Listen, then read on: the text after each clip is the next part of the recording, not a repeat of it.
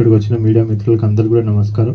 So ఈ diet కాలేజ్లో మనం ఇంతకుముందు చూసినట్టయితే చాలామంది టీచర్స్, సో నేనే పర్సనల్గా ఇక్కడ టీచర్స్ ట్రైనింగ్స్కి చాలా మటుకు కూడా అటెండ్ కావడం జరిగింది. అంటే మనకి ఇప్పుడు ప్రభుత్వ స్కూల్ ఎవరైతే మనకి టీచింగ్ చేస్తూ ఉన్నారో మరి వాళ్ళకే టీచింగ్ చేసి మరి వాళ్ళకి ట్రైనింగ్ ఇచ్చి సో అన్ని మెలకువలు కూడా వాళ్ళకి నేర్పించి మరి ఏ విధంగా వాళ్ళు మన పిల్లలకు శిక్షణ ఇస్తే దాంట్లో మంచి రిజల్ట్స్ రాబట్టగలుగుతాం అనేసి ప్రభుత్వం ఏమేమైతే లాంచ్ చేస్తూ ఉంటుందో అవన్నీ కూడా ఇనీషియల్గా వాళ్ళకి ఎన్నోసార్లు ఇక్కడే మనం ట్రైనింగ్ ఇవ్వడం జరిగేది.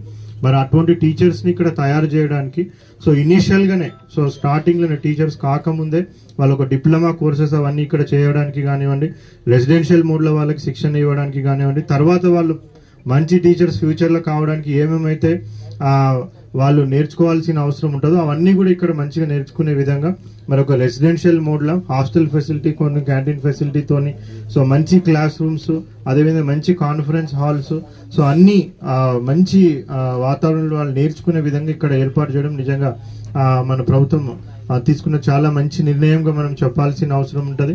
ఎస్పెషల్లీ ఈ ప్లేస్ కూడా సో మనం చూసినట్టయితే కూడా మార్నింగ్ ఇక్కడ వాకింగ్ వస్తూ ఉంటే కూడా అన్ని నెమలిళ్ళు అవన్నీ కూడా కనిపిస్తూ ఉంటాయి. సో ఇటువంటి మంచి వాతావరణంలో ఇంత మంచి ప్రకృతి దాంట్లో ఉండి వాళ్ళు ఒక మంచి వాతావరణం వాళ్ళు నేర్చుకున్నట్టయితే తర్వాత ఫ్యూచర్లో వాళ్ళు ఎప్పుడైనా టీచర్స్ అయినా కానీ కూడా సో ఇక్కడ ఆల్రెడీ ఎగ్జిస్టింగ్ టీచర్స్కి ట్రైనింగ్ ఇచ్చినా కానీ కూడా సో మంచి ఇన్ఫ్రాస్ట్రక్చర్ మనకి ఏర్పాటు అవుతున్నందుకు సో చాలా సంతోషించదగ్గ విషయం. మరి ఏదైతే ఇంజనీరింగ్ వింగ్ దీన్ని టేకప్ చేసిందో అతి తొందరలో దీన్ని కంప్లీట్ చేసుకొని ఇప్పుడు శంకుస్థాపన చేసుకున్నాం, తొందరగానే కంప్లీట్ చేసుకొని దీని ప్రారంభోత్సవం కూడా తొందరలోనే జరుపుకోవాలని కూడా ఆశిస్తూ మరొకసారి ఇక్కడికి వచ్చిన వాళ్ళందరూ కూడా పేరు ధన్యవాదాలు తెలుపుతాను. Thank you.